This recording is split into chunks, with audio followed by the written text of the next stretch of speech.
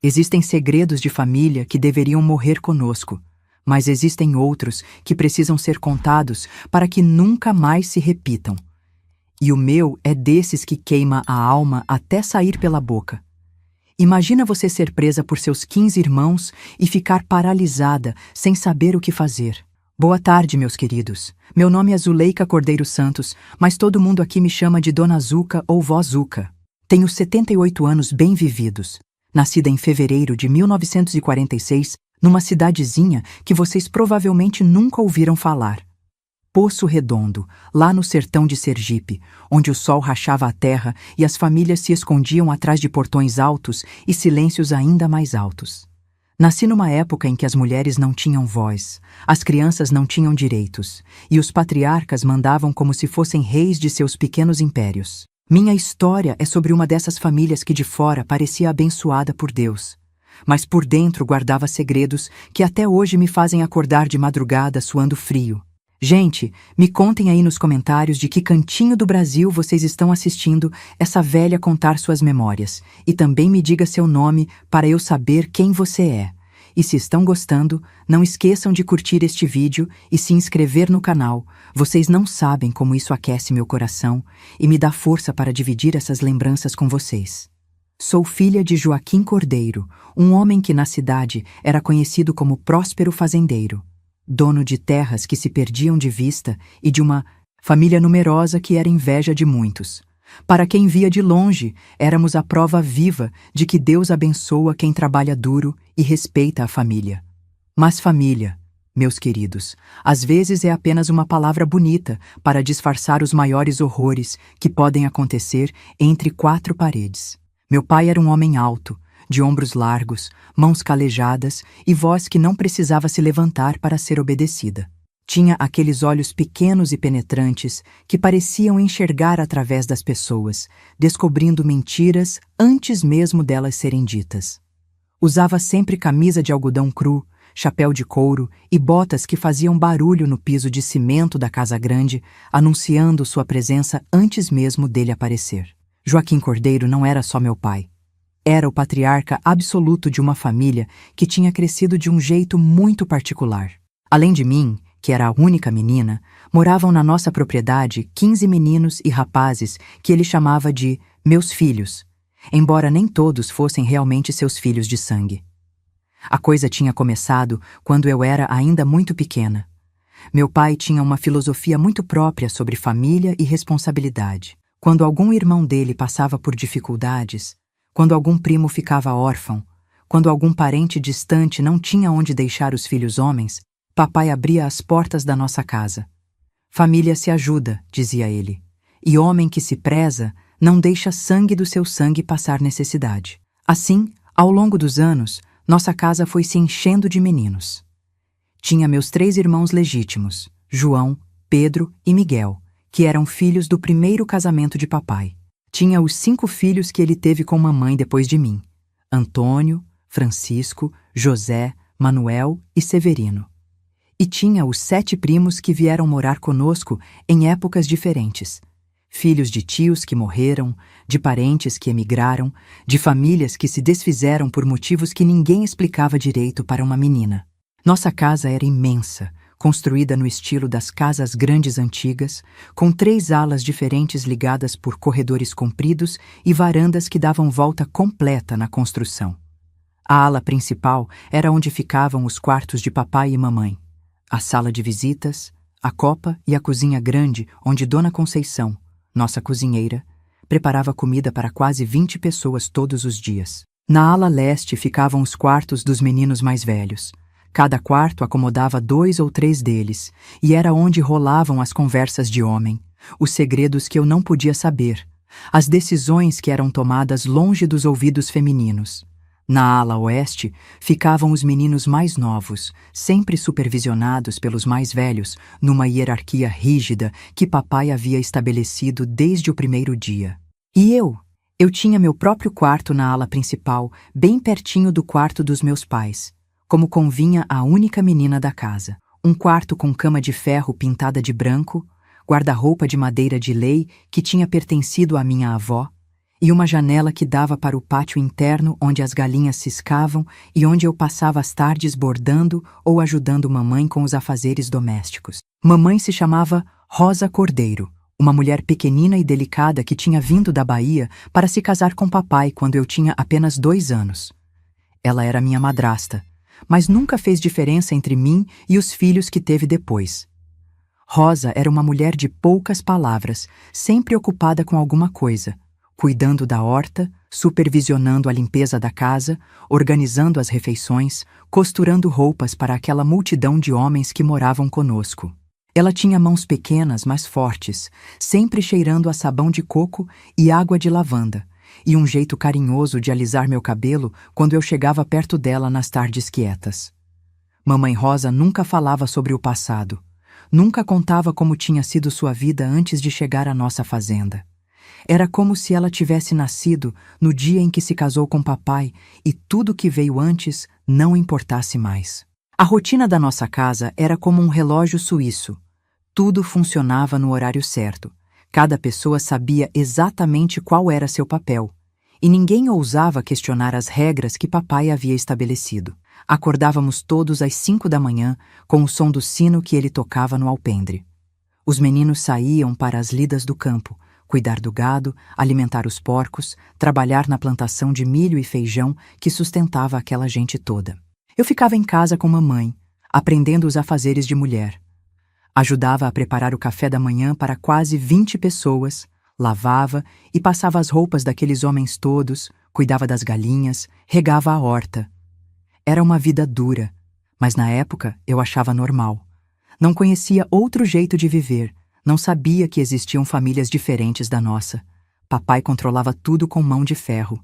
Decidia que roupa cada um ia vestir, que comida ia ser servida, que trabalho cada menino ia fazer, até que horas podiam ficar acordados. Ninguém saía da propriedade sem permissão dele.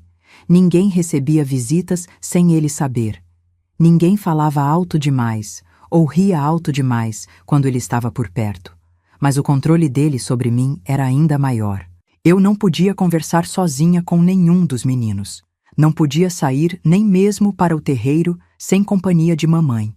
Não podia usar vestidos que ele considerasse provocantes, que na cabeça dele era qualquer coisa que mostrasse o tornozelo ou que não fosse completamente fechada no pescoço. Mulher direita não dá motivo para conversa, ele sempre dizia. E minha filha vai ser uma mulher direita, mesmo que eu tenha que quebrar as pernas de quem ousar olhar para ela com malícia. Os meninos da casa tinham idades variadas. Os mais velhos, João e Pedro, já passavam dos 20 anos e ajudavam papai com os negócios mais sérios da fazenda. Eram homens feitos, de barba cerrada e mãos ásperas de tanto trabalho, que papai tratava quase como sócios menores. Eles tinham até permissão para sair na cidade aos sábados, desde que voltassem antes do anoitecer e não trouxessem más influências para dentro de casa. Os do meio, que incluíam meus irmãos legítimos Miguel, Antônio e Francisco, tinham entre 15 e 19 anos. Eram os mais barulhentos, os que às vezes testavam os limites da paciência de papai, os que sonhavam com o dia em que poderiam sair daquela propriedade e conhecer o mundo lá fora. Mas eram também os mais leais a papai, os que mais reproduziam seus comportamentos e suas opiniões. E os mais novos, de 10 a 14 anos, eram uma mistura de primos órfãos e meus irmãos menores. Esses viviam sempre assombrados, sempre tentando agradar os mais velhos, sempre com medo de fazer alguma coisa errada que resultasse numa surra ou num castigo que podia durar semanas. Porque papai não era homem de conversa quando alguém desobedecia. Sua correção vinha na forma de trabalho dobrado, comida reduzida ou mesmo umas boas palmadas com a correia de couro que ele usava na cintura. Quem não aprende com a palavra, aprende com a dor, ele sempre dizia. E todos naquela casa sabiam que ele falava sério. Nossa propriedade ficava a quase 1 hora de carro da cidade de Poço Redondo, numa estrada de terra que virava lama na época das chuvas e virava poeira na seca. Éramos isolados do mundo, uma família completa vivendo quase como se fosse um pequeno país com suas próprias leis e costumes. Papai gostava dessa vida isolada. Dizia que na cidade havia muitas tentações, muitas más influências, muita gente que não prestava. Aqui dentro eu sei o que acontece, ele costumava falar. Sei quem entra, quem sai, o que cada um faz. Aqui minha família está protegida do mundo lá fora. E era verdade. Éramos protegidos do mundo lá fora. Mas ninguém me protegia do mundo que existia dentro daquela casa, nos corredores escuros, nos quartos dos fundos, nos silêncios pesados que caíam sobre todos nós sempre que papai saía para resolver negócios na cidade. Foi numa sexta-feira de março de 1960, quando eu tinha acabado de fazer 14 anos, que descobri que existem tipos diferentes de proteção e que, às vezes, quem deveria nos proteger é exatamente quem mais devemos temer. Naquela sexta-feira de março de 1960, acordei com um sentimento estranho no peito, como se alguma coisa no ar tivesse mudado durante a noite. Era final do verão no sertão e o calor já estava ficando insuportável mesmo de manhã cedo. Papai estava mais sério que o normal durante o café, falando baixo com João e Pedro sobre uns negócios que precisava resolver na cidade. Vou ter que passar a tarde toda fora, disse ele, mexendo o café com açúcar mascavo. Tenho que conversar com o coronel Antônio sobre a venda daquelas cabeças de gado, e depois preciso ir no cartório resolver uns papéis da escritura do terreno novo. Era uma sexta-feira como tantas outras. Papai sempre saía nas sextas para resolver os negócios da semana, deixando João no comando da propriedade. Mas desta vez, alguma coisa era diferente. Eu sentia no olhar dos meninos, no jeito como eles se comportavam durante o café, como se todos soubessem de algo que eu não sabia. Depois que terminamos de comer, papai foi se arrumar. Colocou a camisa branca mais bonita, a calça de brim nova e as botas de couro que ele só usava para ir na cidade. Passou brilhantina no cabelo, colocou o chapéu e saiu para a varanda onde a caminhonete Ford azul estava esperando. João, você fica responsável por tudo aqui, disse ele, ajustando as chaves no bolso. Qualquer problema, você resolve. E cuidado com os meninos mais novos. Não quero bagunça na minha ausência. O que aconteceu depois daquele momento mudou minha vida para sempre. O som do motor da caminhonete ligando ecoou pelo pátio como um sino tocando a hora da morte. Era um som que eu havia escutado centenas de vezes antes, mas que naquele dia ganhou um significado completamente diferente. Papai acelerou devagar, como sempre fazia, levantando uma nuvem de poeira vermelha que demorou alguns minutos para assentar. Ficamos todos parados na varanda, vendo a caminhonete desaparecer na curva da estrada. E foi então que percebi como o silêncio que desceu sobre a casa era diferente do silêncio normal.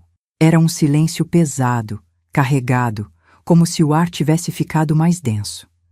Mamãe Rosa entrou para a cozinha sem dizer palavra, e eu a segui para ajudar com a louça do café. Mas enquanto lavávamos as xícaras e os pratos, eu sentia os olhares dos meninos nas minhas costas, como se eles estivessem me estudando, me avaliando. Mamãe, posso ir para o quintal cuidar das galinhas? Perguntei quando terminamos com a louça. Pode sim, minha filha. Mas não demore, que hoje vamos fazer o pão para a semana. Saí para o quintal tentando me ocupar com as tarefas normais do dia, mas não conseguia tirar da cabeça a sensação de que alguma coisa estava errada. Os meninos andavam em grupos pequenos, sussurrando entre eles, parando de falar quando eu passava perto. Era como se existisse uma conversa acontecendo que eu não podia ouvir. Deve ter sido umas 2 horas depois que papai saiu, quando eu estava no galinheiro juntando os ovos do dia, que Miguel apareceu na porta. Miguel era meu irmão de sangue, 3 anos mais velho que eu, um rapaz alto e magro que sempre tinha sido carinhoso comigo. Mas naquele dia havia algo diferente no jeito dele me olhar. Zuca, preciso falar com você, disse ele com uma voz que eu nunca tinha ouvido antes. Era uma voz baixa, meio rouca, como se ele estivesse nervoso. Que foi, Miguel? Aconteceu alguma coisa? Vem comigo. Tem uma coisa que você precisa aprender. Alguma coisa no tom dele me deixou gelada por dentro. Larguei a cesta com os ovos ali mesmo no chão do galinheiro e comecei a andar na direção oposta à dele. Miguel, não estou entendendo. Aprender o quê?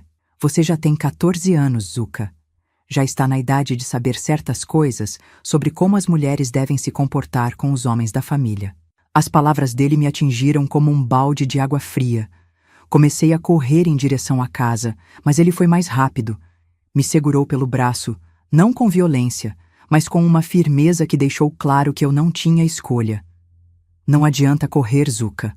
Mamãe Rosa está ocupada na cozinha e não vai te ouvir. E mesmo que ouvisse, ela sabe que isso faz parte da sua educação. Que educação? Do que você está falando?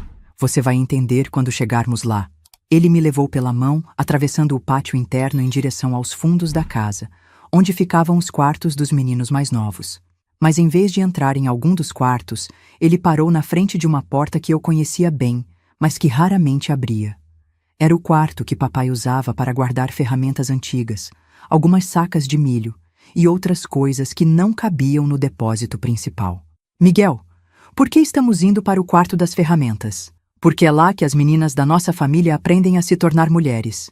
Ele abriu a porta, e o que eu vi dentro me deixou sem ar nos pulmões.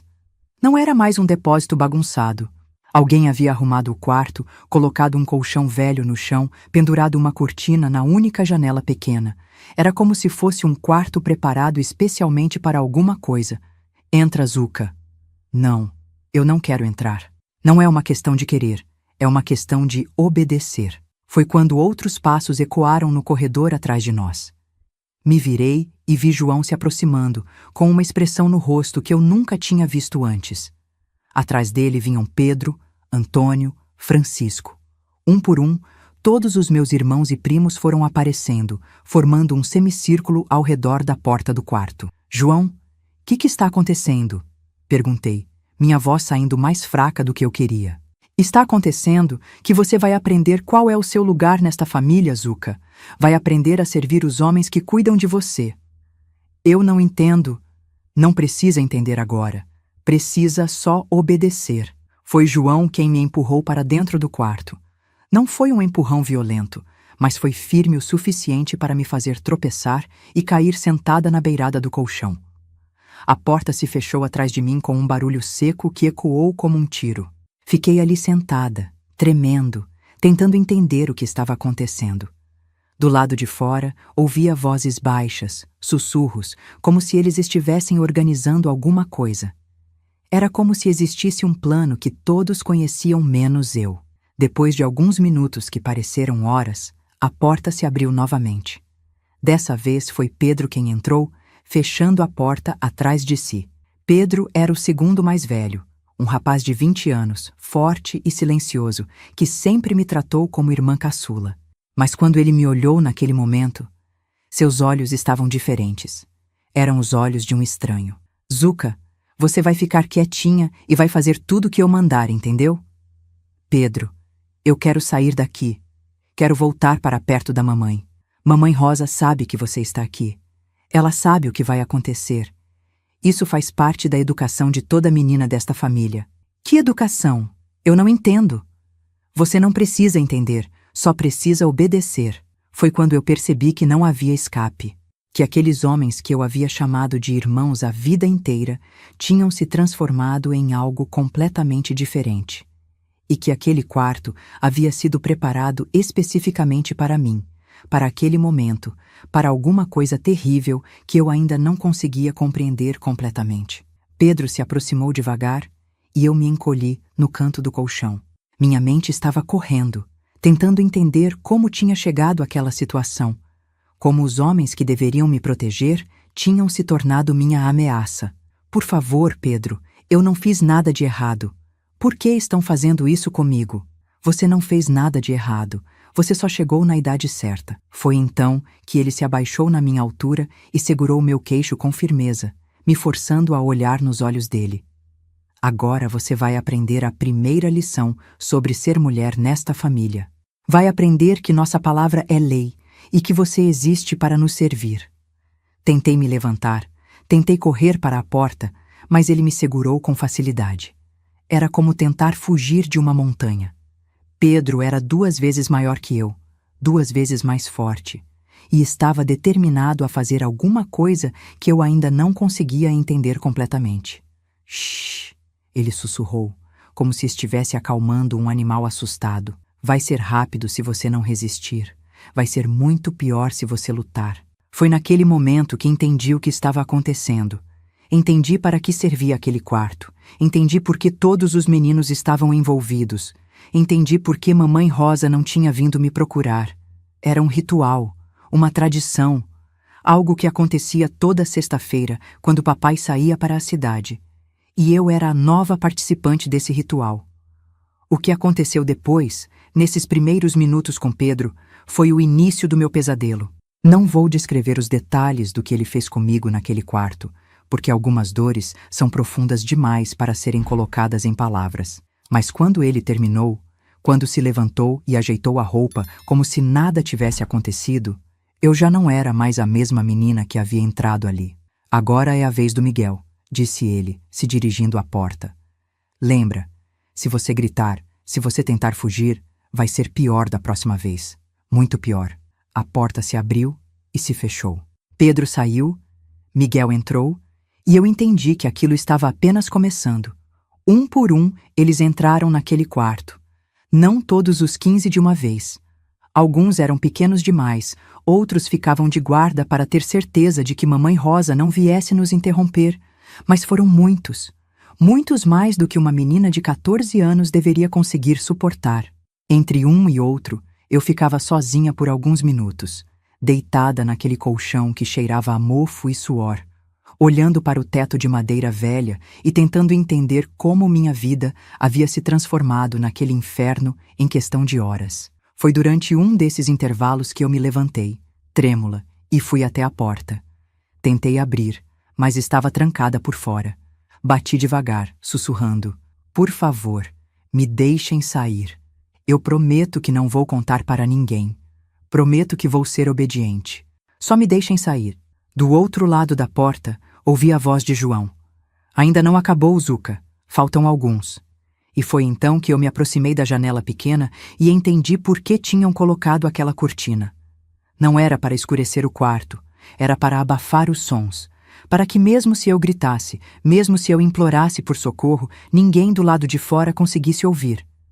Me ajoelhei no chão de terra batida e, com as mãos tremendo, peguei uma toalha velha que estava jogada num canto. Enrolei ela bem apertada e empurrei na fresta debaixo da porta.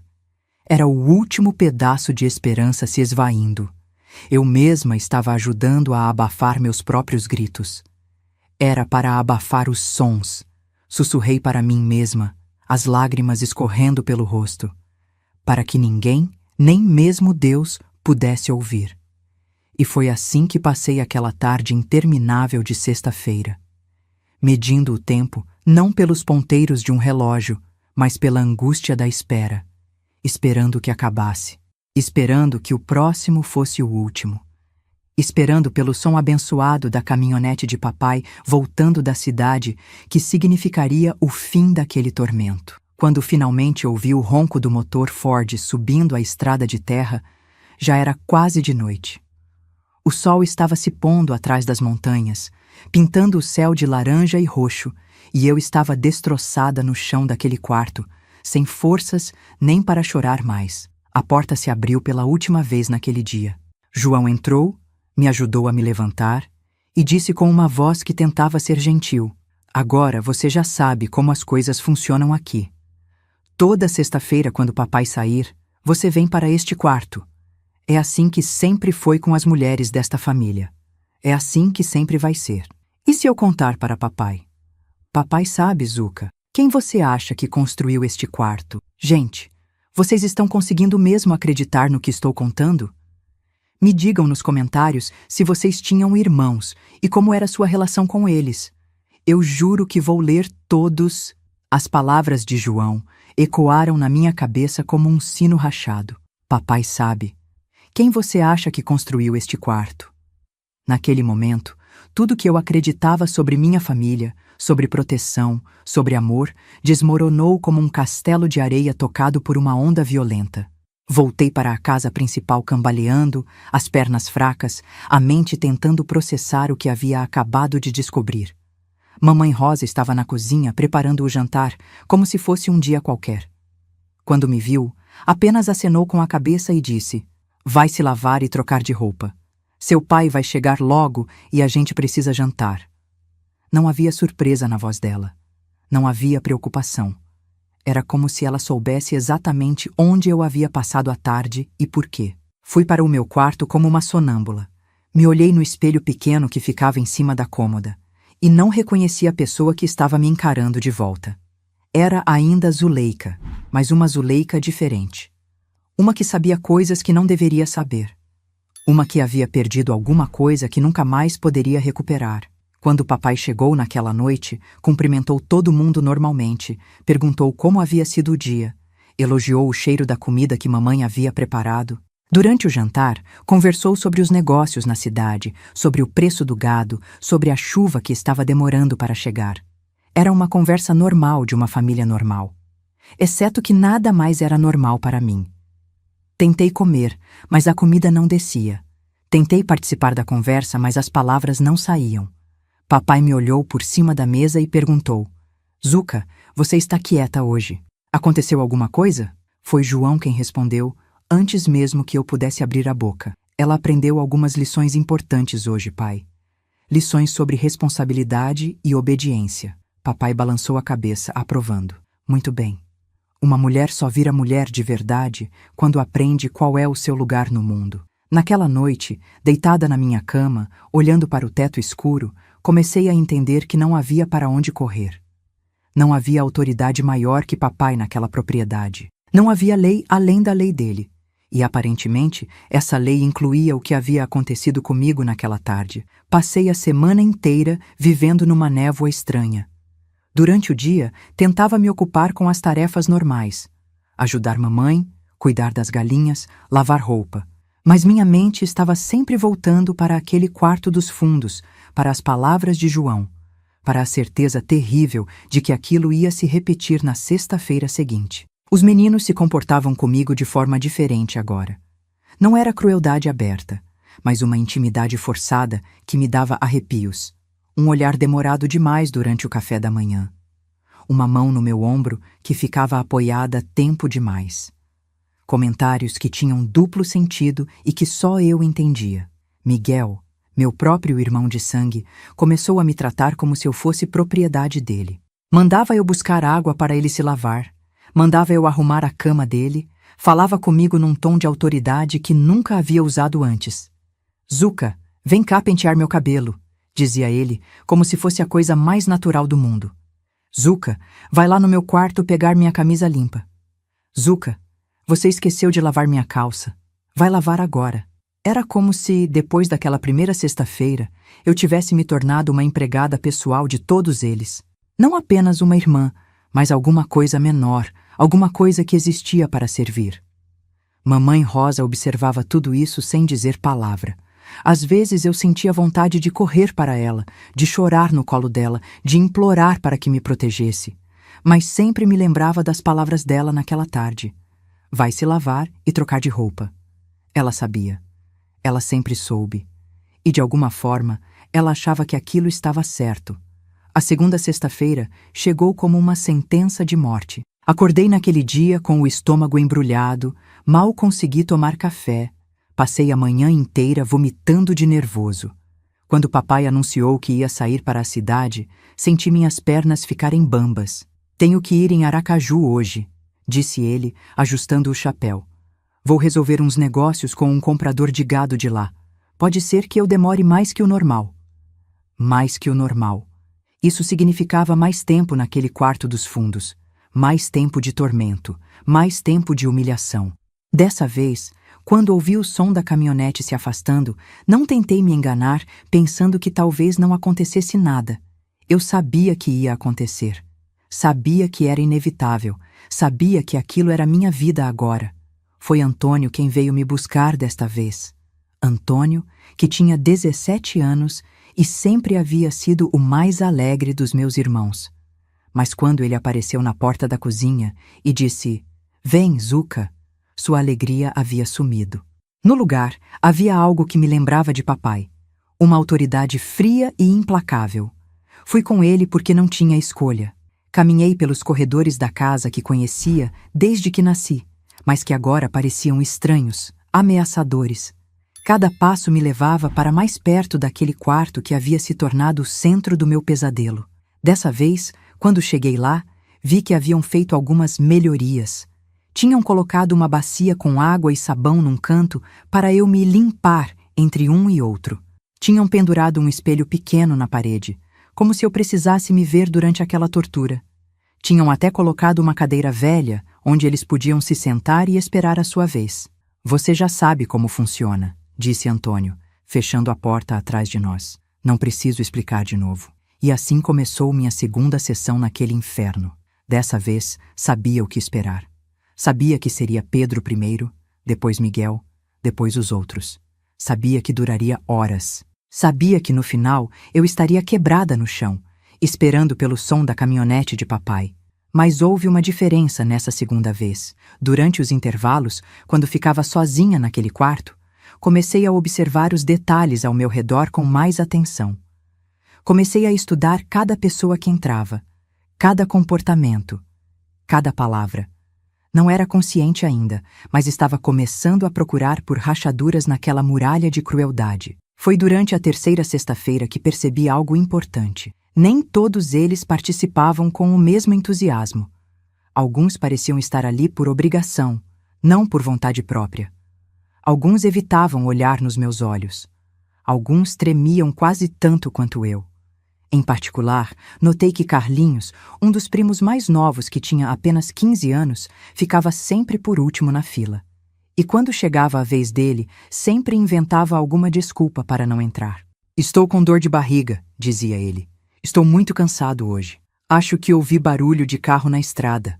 Os outros zombavam dele, chamavam ele de fresco, de menininha. Mas João sempre acabava deixando passar, talvez porque soubesse que papai logo chegaria e era melhor não insistir. Na quarta sexta-feira, algo mudou. Carlinhos não estava nem na fila. Quando perguntaram por ele, Miguel disse que estava doente, com febre, acamado. Mas eu sabia que não era verdade. Eu tinha visto ele trabalhando na horta de manhã cedo, saudável como sempre. Na quinta sexta-feira, a mesma coisa. Carlinhos doente novamente.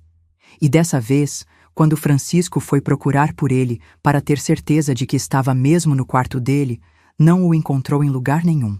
Deve ter ido pescar no açude, disse João, mas havia irritação na voz dele. Deixa pra lá. Já estamos perdendo tempo demais. Foi nessa quinta sexta-feira que tomei uma decisão que mudaria tudo. Enquanto estava naquele quarto, sofrendo o que havia se tornado minha rotina semanal de horror, comecei a planejar. Comecei a pensar em Carlinhos. Comecei a me perguntar se ele poderia ser a rachadura que eu estava procurando. Carlinhos era filho de um tio de papai que havia morrido num acidente de trabalho 3 anos antes. Sua mãe havia se mudado para Recife logo depois, mas não tinha condições de levar o filho junto. Papai havia oferecido para criar o menino, e todos acharam que era um gesto de bondade e generosidade. Mas eu comecei a me perguntar se Carlinhos via as coisas da mesma forma. Se para ele, aquela casa era um lar ou uma prisão. Se ele participava daqueles rituais por vontade própria ou por medo. Se ele, como eu, estava procurando uma forma de escapar. Durante a semana que se seguiu, comecei a observar Carlinhos com mais atenção. Notei que ele sempre ficava mais afastado dos outros meninos. Notei que durante as refeições, ele comia em silêncio, olhando para o prato, como se quisesse se tornar invisível. Notei que à noite, quando os outros ficavam na varanda conversando e rindo, ele sumia para algum lugar. Uma noite de quinta-feira, descobri para onde ele ia. Acordei no meio da madrugada para ir ao banheiro e, ao passar pela janela do corredor, vi uma sombra pequena no quintal. Era Carlinhos, sentado sozinho debaixo da mangueira grande, olhando para as estrelas. Havia algo na postura dele que me chamou a atenção. Não era a postura de alguém que estava apenas relaxando depois de um dia de trabalho. Era a postura de alguém que estava sofrendo, alguém que estava perdido, alguém que talvez estivesse procurando respostas no céu noturno. Na sexta-feira seguinte, quando papai anunciou que ia viajar para a estância resolver uns problemas com a documentação de umas terras, senti o familiar aperto no estômago. Mas dessa vez, junto com o medo, havia algo mais. Havia um plano se formando na minha cabeça. Quando João veio me buscar, como sempre fazia, fui com ele sem resistir. Entrei naquele quarto maldito pela 6ª vez, me deitei naquele colchão que já conhecia tão bem e esperei. Mas dessa vez estava prestando atenção em quem entrava e quem não entrava. Pedro entrou primeiro, como sempre. Depois Miguel, depois Antônio. Um por um, eles foram entrando e saindo, me usando como se eu fosse um objeto, como se eu não tivesse sentimentos, como se eu não fosse gente. Mas quando chegou perto do final, quando já eram quase 5 horas da tarde e o sol estava começando a se pôr, notei que Carlinhos não estava na fila de novo. E dessa vez, quando Francisco foi procurar por ele, voltou com uma expressão preocupada. Não encontrei ele em lugar nenhum. Procurei no quarto, na horta, no curral, no açude, nada. Então esquece, disse João, irritado. Se ele não quer participar, problema dele. Quando papai chegar e descobrir que ele está fugindo das responsabilidades, ele que se explique. Mas eu sabia que Carlinhos não estava fugindo das responsabilidades. Ele estava fugindo da tortura. E naquele momento, olhando para o teto daquele quarto onde tudo de ruim que havia acontecido na minha vida havia começado, tive certeza de que havia encontrado minha rachadura. Carlinhos era como eu. Carlinhos estava sofrendo. E talvez, só talvez, ele estivesse disposto a me ajudar a quebrar aquele ciclo de horror que havia se tornado nossa vida. Na semana que se seguiu, minha vida se transformou numa estratégia cuidadosa de observação. Sabia que precisava me aproximar de Carlinhos de alguma forma, mas também sabia que não podia ser óbvia. Qualquer movimento em falso, qualquer conversa suspeita, e João ou um dos outros poderia desconfiar e tornar tudo ainda pior para mim. Durante os dias, continuei com minhas obrigações normais. Ajudar Mamãe Rosa na cozinha, cuidar das galinhas, lavar roupas. Mas agora cada tarefa tinha um propósito duplo. Quando ia buscar lenha no quintal dos fundos, procurava por Carlinhos. Quando estendia roupa no varal, ficava de olho nos movimentos dele. Quando ajudava a servir as refeições, prestava atenção em como ele se comportava com os outros. O que descobri foi revelador. Carlinhos era tratado pelos outros meninos como um paria. Não era crueldade aberta, mas uma espécie de desprezo sutil que eu comecei a reconhecer. Durante as refeições, sempre sobrava para ele o pior pedaço de carne, a cadeira mais desconfortável. Quando eles dividiam tarefas, sempre davam para ele o trabalho mais pesado e desagradável. E quando faziam piadas ou contavam histórias, ele nunca era incluído. Era como se ele fosse tolerado ali, mas não aceito. Como se sua presença fosse uma obrigação, não um prazer. E quanto mais eu observava, mais percebia que isso não era por acaso.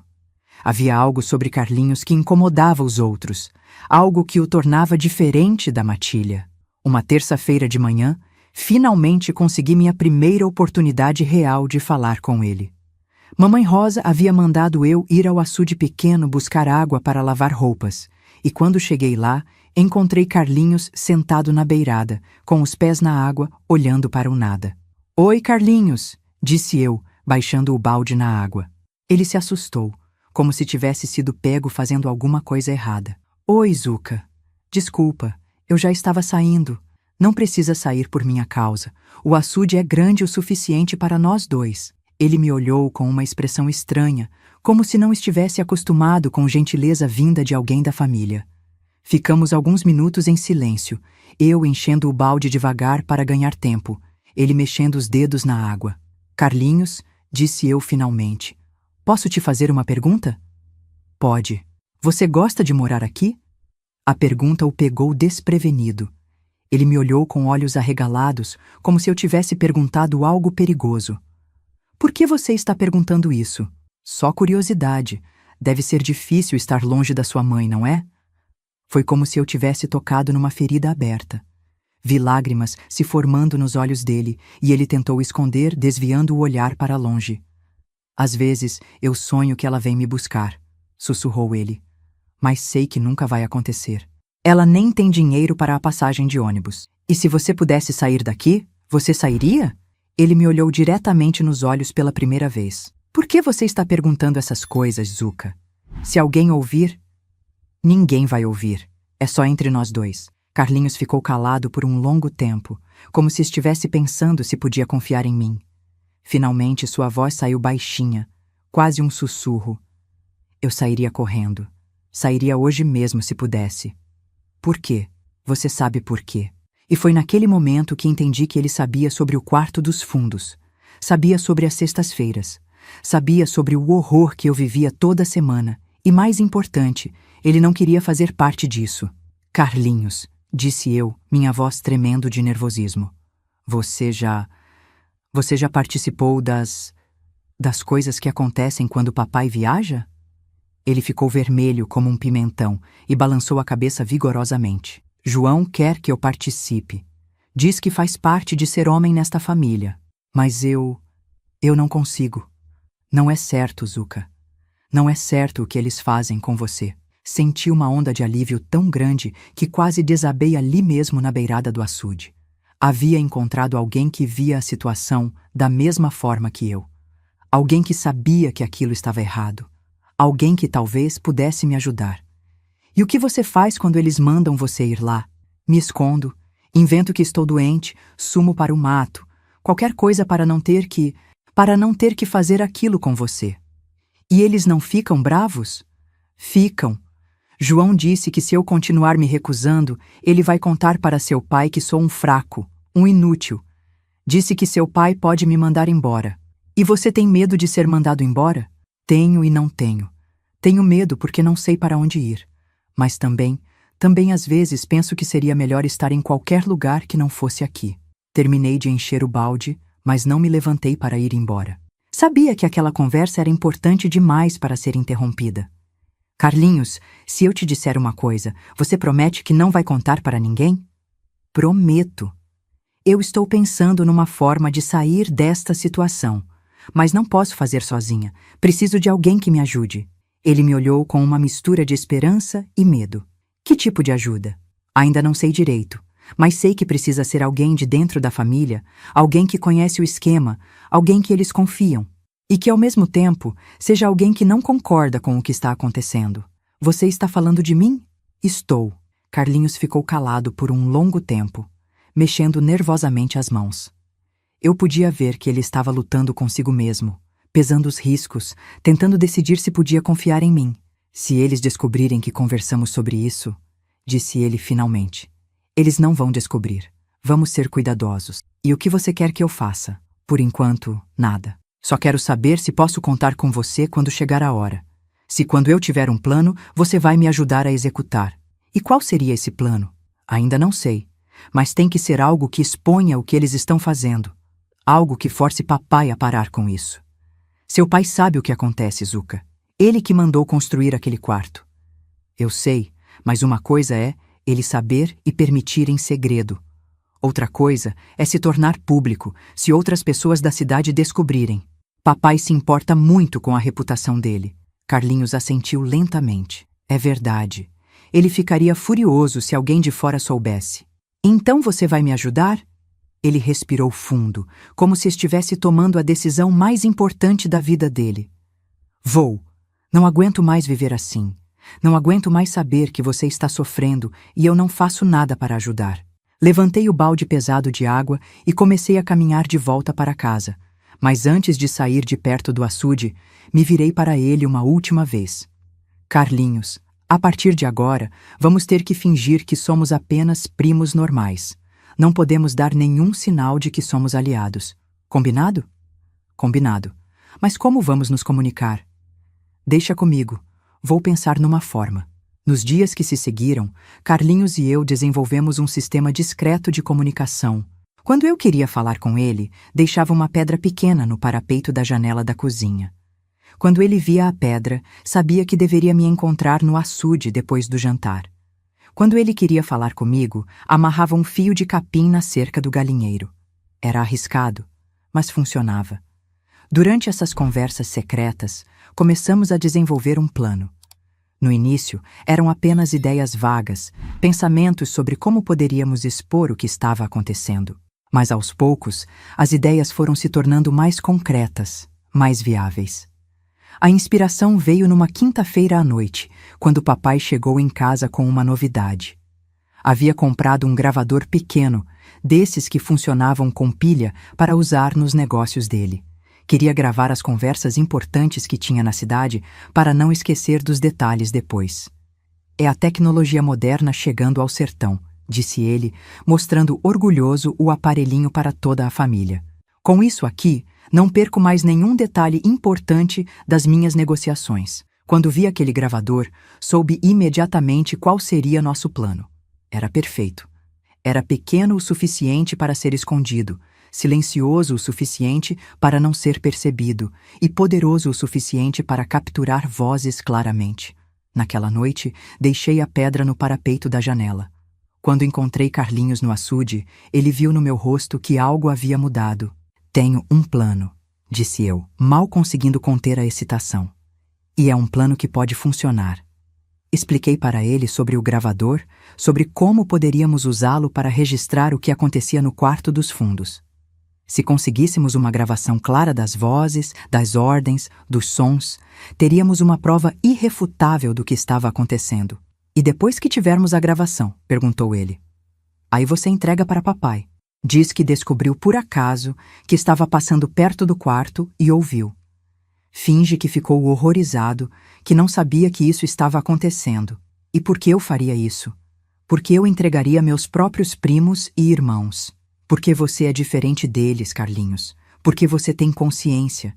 E porque, quando papai ouvir aquela gravação e perceber que segredo da família dele está registrado num aparelho que pode ser ouvido por qualquer pessoa, ele vai ficar desesperado.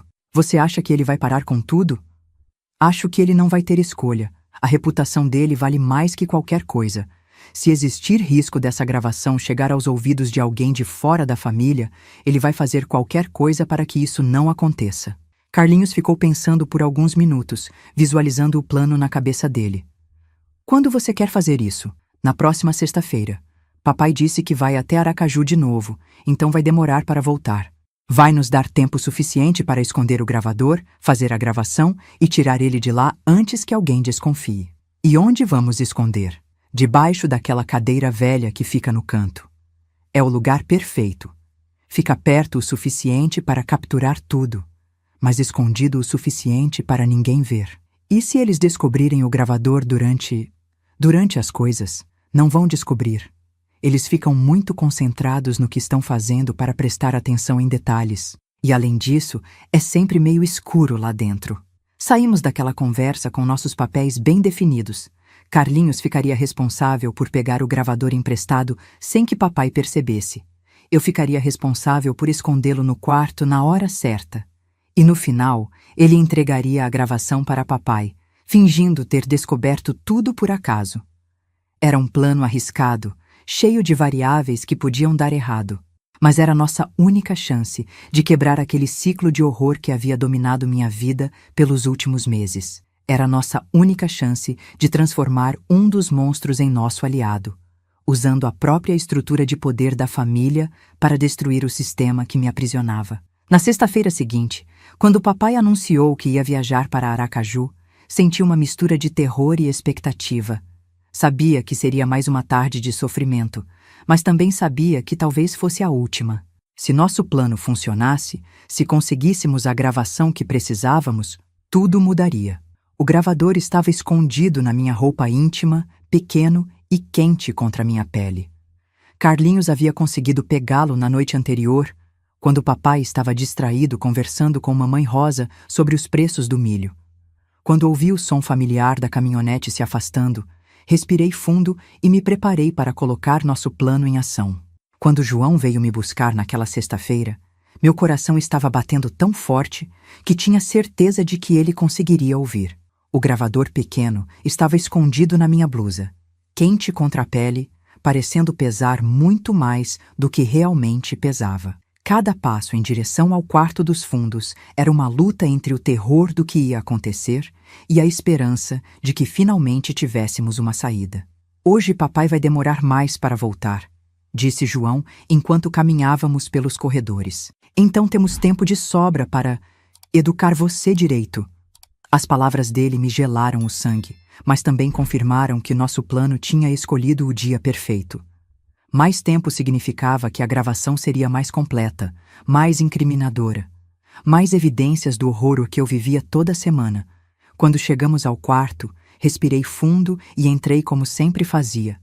Mas desta vez, tinha uma missão. Enquanto João fechava a porta e se virava para falar com alguém do lado de fora, aproveitei para me abaixar rapidamente perto da cadeira velha do canto.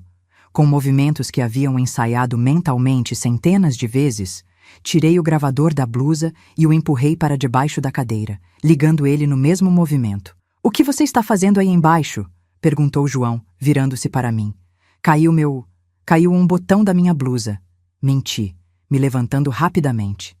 "Já achei." Ele não desconfiou de nada. Por que desconfiaria?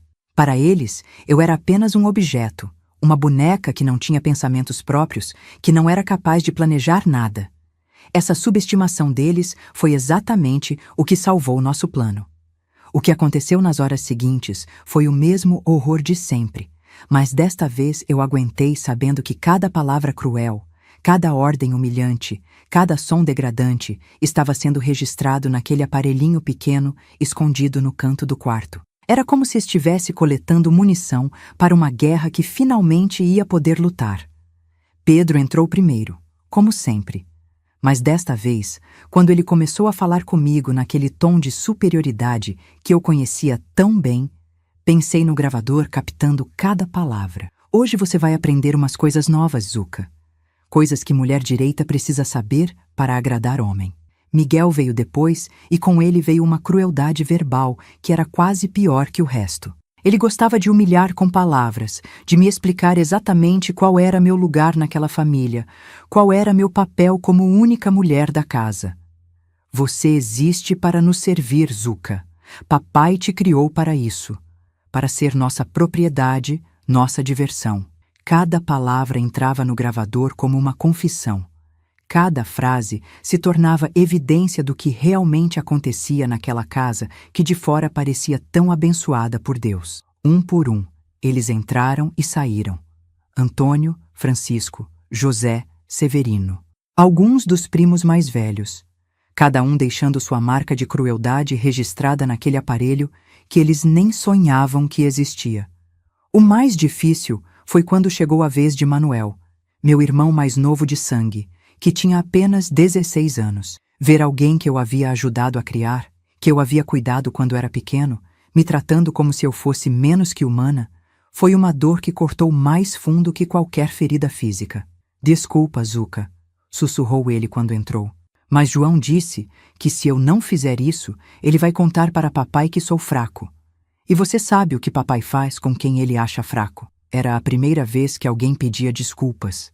Era a primeira vez que alguém mostrava que sabia que aquilo estava errado. E mesmo sendo uma pequena rachadura na crueldade, doeu ainda mais, porque mostrou que eles sabiam exatamente o que estavam fazendo comigo. As horas passaram como sempre passavam, devagar, dolorosamente, marcadas apenas pela sucessão de rostos que entravam e saíam daquele quarto maldito. Mas desta vez havia algo diferente no ar. Havia esperança. Havia a certeza de que aquela seria a última vez. Quando finalmente ouvi o som da caminhonete de papai subindo a estrada de terra, já era quase de noite. Os últimos raios de sol entravam pela janela pequena, pintando o quarto com uma luz alaranjada que parecia irreal depois de tantas horas de horror. João entrou pela última vez para me dar as instruções habituais sobre manter segredo, sobre como eu deveria me comportar durante o jantar, sobre as consequências terríveis que me esperavam se eu ousasse contar alguma coisa para papai. "Lembra sempre, Zuca. Papai sabe que isso acontece. Ele que quer que seja assim. Se você tentar mudar as coisas, vai ser muito pior para você." Quando ele saiu, fiquei sozinha no quarto por alguns minutos. Esperei ter certeza absoluta de que não havia ninguém por perto. Depois, me arrastei até a cadeira do canto e peguei o gravador. Estava quente, ainda funcionando, ainda registrando.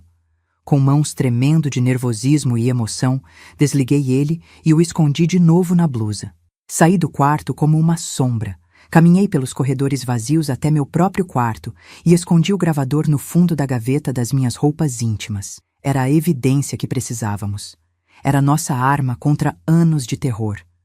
Naquela noite, durante o jantar, representei o papel de sempre. Menina quieta, submissa, que havia passado uma tarde tranquila ajudando Mamãe Rosa com os afazeres domésticos. Papai contou sobre os negócios em Aracaju, sobre as pessoas que havia encontrado, sobre os preços do gado que estavam melhores que o esperado. Foi um dia produtivo, disse ele, cortando o pedaço de carne assada que mamãe havia preparado. Resolvi uns negócios importantes, fiz uns contatos novos. Nossa família está prosperando, graças a Deus. Se ele soubesse o que realmente havia acontecido naquela casa enquanto ele estava fora, se soubesse que sua prosperidade estava sendo construída sobre o sofrimento da própria filha, mas logo ele saberia. Logo ele ouviria cada palavra, cada gemido, cada ordem cruel que havia sido registrada naquela fita pequena escondida no meu quarto. No sábado de manhã, deixei a pedra no parapeito da janela da cozinha. Quando encontrei Carlinhos no açude depois do almoço, ele viu imediatamente no meu rosto que o plano havia funcionado.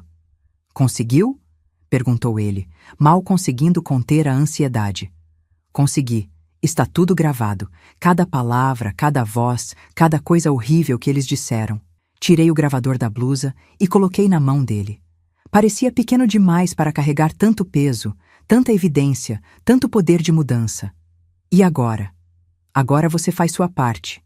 Você vai até papai amanhã de manhã, bem cedo, antes de ele sair para o trabalho. Vai dizer que encontrou isso jogado no quintal, que ficou curioso e resolveu ouvir. Vai fingir que ficou horrorizado com o que ouviu. E se ele desconfiar de mim? E se ele achar estranho eu ter encontrado justamente isso? Ele não vai desconfiar. Você é apenas um primo órfão que mora aqui por caridade. Para ele, você não tem coragem nem inteligência suficiente para planejar alguma coisa assim. Carlinhos guardou o gravador no bolso da calça, mas havia dúvida nos olhos dele. Zuca, e se isso não funcionar? E se em vez de parar com tudo, ele ficar ainda mais furioso? Vai funcionar, disse eu, com uma convicção que não sabia de onde vinha. Vai funcionar porque a única coisa que papai ama mais que o poder sobre esta família é a reputação dele lá fora. E se ele souber que existe uma gravação dessas coisas circulando, ele vai fazer qualquer coisa para proteger o nome dele. E depois que eu entregar isso para ele, o que vai acontecer comigo? Você vai ser o herói da história. Vai ser o menino corajoso que descobriu uma coisa terrível e teve a coragem de contar para a autoridade da família. Papai vai te ver com outros olhos. E com você? O que vai acontecer com você? Essa era a pergunta que eu não queria fazer para mim mesma. Não sabia o que papai faria comigo quando descobrisse que eu havia orquestrado aquele plano. Não sabia se ele me veria como vítima ou como traidora. Mas sabia que qualquer coisa seria melhor que continuar vivendo aquele inferno toda sexta-feira. Comigo vai ficar tudo bem, menti. O importante é que isso vai acabar. Para sempre. Domingo de manhã chegou como um amanhecer diferente. Acordei sabendo que até o fim daquele dia, minha vida teria mudado completamente. Ou para melhor, se nosso plano funcionasse, ou para muito pior, se falhasse. Durante o café da manhã, observei Carlinhos discretamente. Ele estava nervoso, mexendo muito na comida, evitando olhar para qualquer pessoa diretamente. Mas quando nossos olhos se encontraram por um segundo, vi determinação ali. Ele ia fazer sua parte. Depois do café, quando papai saiu para a varanda para tomar o café pequeno e ler um jornal velho que havia trazido da cidade, Carlinhos se levantou da mesa com uma expressão solene. Senhor Joaquim, disse ele, a voz tremendo ligeiramente. Posso falar com o senhor? É sobre uma coisa importante que descobri. Papai levantou os olhos do jornal, surpreso. Carlinhos raramente falava com ele diretamente, raramente tomava qualquer iniciativa. Que foi, menino? Fala logo. É melhor falarmos em particular, senhor. É uma coisa séria. Papai fechou o jornal e olhou para Carlinhos com mais atenção. Havia algo no tom do menino que havia despertado sua curiosidade. Então vem cá para dentro. Vamos conversar no meu escritório. Eles entraram na casa e eu fiquei na varanda fingindo que estava interessada em alimentar as galinhas, mas com todos os meus sentidos concentrados em tentar ouvir o que estava acontecendo lá dentro. O escritório de papai ficava no fundo da casa, mas mesmo assim consegui ouvir alguns fragmentos da conversa. A voz de Carlinhos, nervosa, explicando como havia encontrado o gravador. A voz de papai, primeiro irritada, depois preocupada. E então, o silêncio. Um silêncio que durou quase meia hora. Um silêncio durante o qual eu sabia que papai estava ouvindo aquela gravação. Ouvindo as vozes dos próprios filhos e sobrinhos confessando os crimes que cometiam toda sexta-feira no quarto dos fundos. Quando as vozes voltaram, eram diferentes. A voz de papai estava mais baixa, mais controlada, mais carregada de uma fúria que eu podia sentir mesmo de longe. A voz de Carlinhos estava ainda mais nervosa, mas também aliviada, como se o peso mais difícil tivesse sido tirado dos ombros dele. Depois de mais alguns minutos, ouvi passos pesados se aproximando. Papai saiu do escritório com uma expressão no rosto que eu nunca tinha visto antes. Não era raiva comum. Era a expressão de um homem que havia descoberto que seu império estava construído sobre um segredo que podia destruí-lo. Atrás dele vinha Carlinhos, pálido mas determinado. Quando nossos olhos se encontraram, ele fez um sinal quase imperceptível com a cabeça. Havia funcionado. Papai havia ouvido tudo, e agora era a hora de ver o que ele faria com aquela informação. "João!" gritou papai, com uma voz que fez toda a casa tremer. "Vem cá, agora!"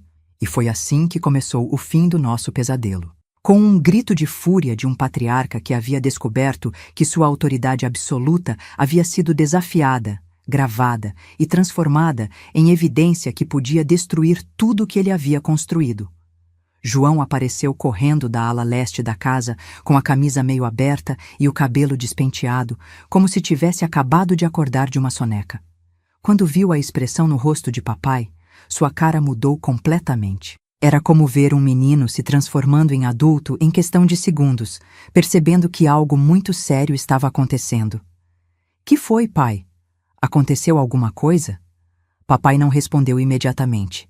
Ficou olhando para João com aqueles olhos pequenos e penetrantes, como se estivesse enxergando pela primeira vez quem realmente era aquele homem que ele havia criado. O silêncio se estendeu por tanto tempo que até os passarinhos no quintal pareceram parar de cantar. "Entra para o escritório", disse papai finalmente, com uma voz baixa que era muito mais assustadora que qualquer grito. "E chama Pedro, Miguel, Antônio, Francisco, chama todos, agora." João tentou fazer alguma pergunta, mas o olhar de papai o calou na mesma hora. Saiu correndo para buscar os outros, e em poucos minutos a casa inteira estava em polvorosa. Os meninos vinham chegando um por um, todos com cara de quem não entendia o que estava acontecendo, mas sabia que era grave. Eu continuei na varanda, fingindo alimentar as galinhas, mas prestando atenção em cada movimento. Carlinhos havia sumido, provavelmente se escondido no quarto dele para não parecer suspeito. Mamãe Rosa apareceu na porta da cozinha, secando as mãos no avental, com aquela expressão preocupada que ela sempre tinha quando papai ficava sério demais. "Zuca, vem pra dentro", disse ela baixinho. "Quando seu pai fica assim, é melhor a gente não ficar no caminho." Mas eu não queria perder nada. Aquele era o momento que eu havia sonhado durante meses. Finalmente, papai ia descobrir a verdade sobre o que acontecia na casa dele quando ele saía. Finalmente, alguém com autoridade ia confrontar aqueles monstros que se escondiam atrás de sorrisos de irmãos protetores. "Pode ir, mamãe. Eu já vou." Ela me olhou estranha, mas entrou para a casa. Mamãe Rosa sempre soube ficar fora dos assuntos de homem, mesmo quando esses assuntos envolviam a filha dela. Do escritório começaram a vir vozes, primeiro baixas, depois mais altas. Não conseguia entender as palavras, mas o tom estava ficando cada vez mais tenso. Papai falava por longos períodos, e depois vinham respostas curtas e nervosas dos meninos. De repente, ouvi um barulho seco, como se alguém tivesse batido a mão com força na mesa. Depois, o grito mais alto que já tinha ouvido papai dar em toda a minha vida. "Mentirosos, todos vocês, mentirosos e safados." O silêncio que se seguiu foi ainda mais assustador que o grito. Era como se a casa inteira estivesse prendendo a respiração, esperando para ver o que ia acontecer depois. Então, começou a discussão de verdade. Vozes se levantando, gente falando ao mesmo tempo, papai gritando ordens que eu não conseguia entender direito. Ouvi meu nome sendo mencionado várias vezes, sempre seguido de palavrões e acusações que me fizeram entender que eles sabiam que haviam sido descobertos. A porta do escritório se abriu com tanta força que bateu na parede. João saiu primeiro, com o rosto vermelho e os olhos assustados. Atrás dele vieram Pedro e Miguel, também com cara de quem havia acabado de receber a surra da vida. Não física, mas de palavras que cortaram mais fundo que qualquer correia. Papai apareceu na porta do escritório segurando o gravador na mão, como se fosse uma arma. Sua voz ecoou pela casa inteira. Agora vocês vão aprender o que acontece quando alguém desonra o nome desta família. O que aconteceu depois foi algo que eu nunca tinha visto antes. Papai, o homem que sempre controlou tudo com calma e autoridade silenciosa, perdeu completamente o controle. Mas não foi uma perda de controle casual. Foi uma fúria calculada, planejada, devastadora. Ele chamou todos os meninos para o pátio central da casa. Um por um foram aparecendo. Os 15, incluindo Carlinhos, que saiu do quarto dele tentando parecer confuso sobre o que estava acontecendo. Mamãe Rosa e eu ficamos na varanda, observando de longe, mas papai fez questão de que estivéssemos presentes. Zuca, vem cá, disse ele, me apontando um lugar ao lado dele. Você vai assistir a isso. Quando me aproximei, vi que papai estava tremendo, não de medo, mas de uma raiva tão profunda que estava fazendo o corpo dele vibrar como uma corda de violão. Ele levantou o gravador para que todos pudessem ver. Sabe o que tem aqui dentro? Perguntou ele, a voz saindo baixa, mas cortante como uma navalha. Tem as vozes de vocês. Tem cada palavra suja que saiu da boca de vocês. Tem a prova de que meus próprios filhos se transformaram em animais sem minha permissão. João tentou falar alguma coisa, mas papai o cortou com um olhar que podia matar. Cala a boca! Você vai falar quando eu mandar. Papai começou a andar de um lado para o outro na frente daqueles homens, como um general inspecionando soldados que tinham cometido traição. Cada passo dele ecoava no piso de cimento como uma sentença de morte. Vocês pensaram que eu era idiota? Perguntou ele. Pensaram que podiam fazer o que quisessem na minha casa, com minha filha, nas minhas costas, e que eu nunca ia descobrir? Pai, a gente pode explicar, tentou Miguel. Explicar o quê? O grito de papai foi tão alto que até os cachorros da vizinhança começaram a latir. Vai explicar como vocês transformaram minha filha numa... Ele não conseguiu terminar a frase. Por um momento, achei que ele fosse chorar. Mas em vez de lágrimas, o que veio foi mais raiva. Vocês desonraram esta família, disse ele, agora falando baixo de novo, o que era ainda mais assustador. Vocês desonraram meu nome. Vocês desonraram o nome dos seus antepassados. E pior de tudo, vocês fizeram isso escondido de mim, como se fossem criminosos safados. Foi então que entendi qual era a verdadeira questão para papai. Não era o que eles haviam feito comigo. Era o fato de terem feito sem a autorização dele. Era a desobediência, não o crime. Era o desrespeito à autoridade dele, não o sofrimento que haviam me causado. João, disse papai apontando para o filho mais velho, você era o responsável por esta casa na minha ausência. Era sua obrigação manter a ordem e a decência. Em vez disso, você organizou isso. João tentou se defender. Pai, eu pensei que o senhor soubesse, que fosse normal. Normal? Papai deu 2 passos na direção de João, e o homem de 22 anos recuou como se fosse uma criança de 5. Normal é respeitar as regras da casa. Normal é pedir permissão. Normal é manter a dignidade da família. Então papai se virou para todos os outros e fez o anúncio que mudou tudo. A partir de hoje, as coisas vão ser diferentes nesta casa, muito diferentes.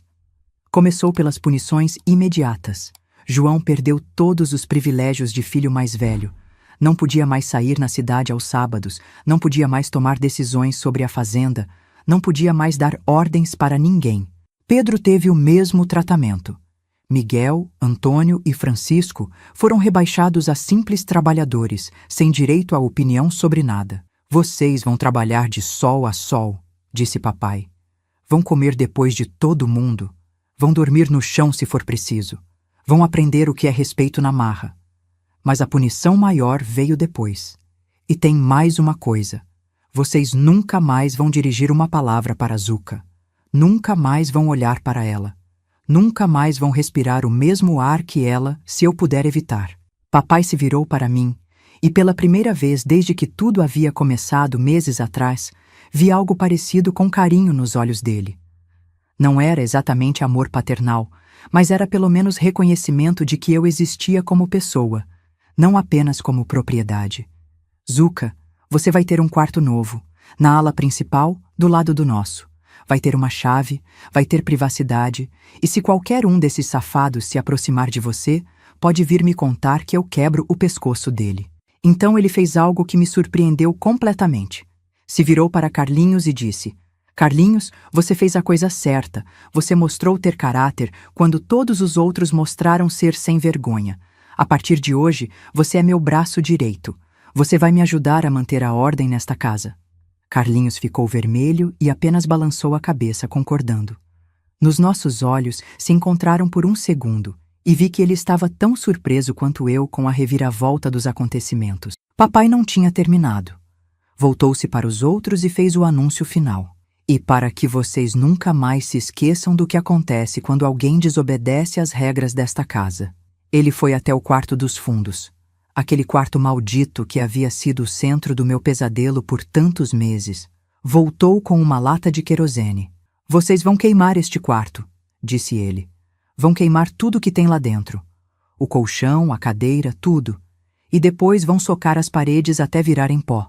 Assistir aquele quarto sendo destruído foi como ver meu pesadelo pegando fogo junto. As chamas lambiam as paredes onde eu havia sofrido tanto, consumindo cada lembrança ruim, cada momento de terror.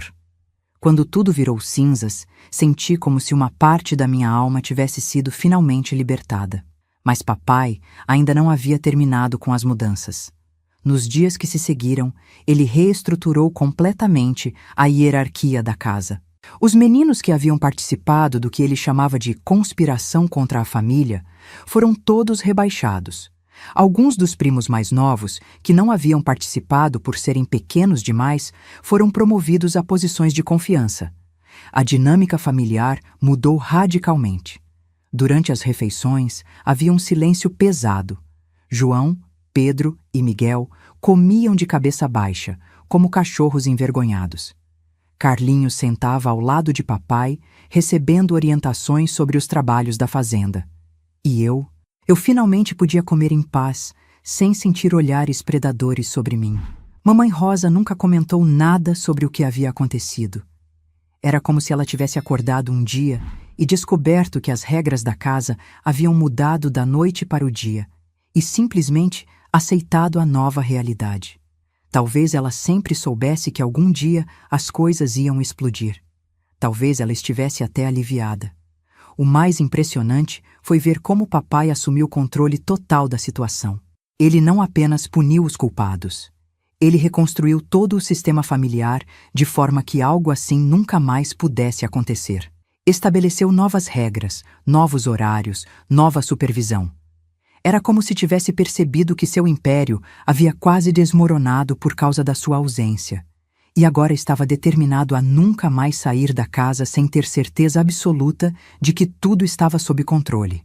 Para mim, foi como renascer. Pela primeira vez em meses, pude andar pela casa sem medo. Pude dormir sem ter pesadelos. Pude acordar nas sextas-feiras sem sentir terror no estômago. O som da caminhonete de papai saindo não era mais o sinal do meu inferno.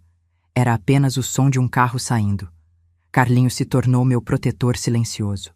Nunca conversamos abertamente sobre o que havíamos feito juntos, mas havia um entendimento entre nós. Ele havia arriscado tudo para me ajudar, e isso havia mudado não apenas minha vida, mas a dele também. De primo órfão rejeitado, ele se tornou a pessoa de confiança de papai, o novo responsável pela ordem da casa. Anos depois, quando me casei e saí da fazenda, papai nunca mais permitiu que tantos homens morassem debaixo do mesmo teto. Carlinhos me contou que ele havia se tornado muito mais rigoroso com todos, muito mais presente, muito mais controlador. Era como se tivesse aprendido que delegar autoridade era perigoso demais. João, Pedro e Miguel nunca se recuperaram completamente da humilhação. Continuaram morando na fazenda, trabalhando como empregados do próprio pai, mas sem nunca mais terem a confiança ou o respeito que tinham antes. Era uma punição que durou para o resto da vida deles. Hoje, olhando para trás, entendo que nossa vitória não foi perfeita. Papai não parou com o que estava acontecendo porque entendeu que estava errado. Parou porque descobriu que estava sendo traído. Mas o resultado final foi o mesmo. Eu fui liberta de um inferno que parecia não ter fim. A força que encontrei para planejar e executar aquele plano mudou quem eu era para sempre.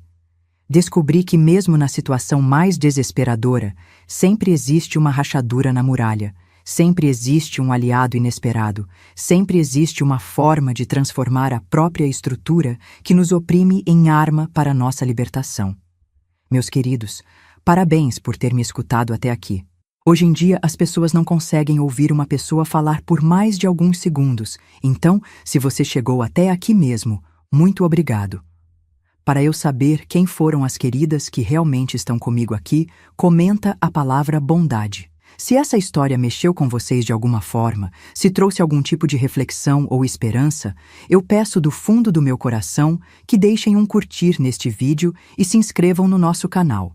Vocês não sabem como isso me dá força para continuar compartilhando essas memórias tão difíceis, mas que podem ajudar outras pessoas que estão passando por situações parecidas. E não se esqueçam de entrar no nosso grupo do WhatsApp. O link está aqui na descrição. Lá a gente compartilha todos os dias histórias reais de outras vovós como eu. Mulheres que passaram por dificuldades, mas encontraram força para seguir em frente e construir uma vida melhor. Porque a vida nos ensina que sempre existe uma saída, sempre existe esperança, sempre existe uma forma de quebrar as correntes que nos prendem.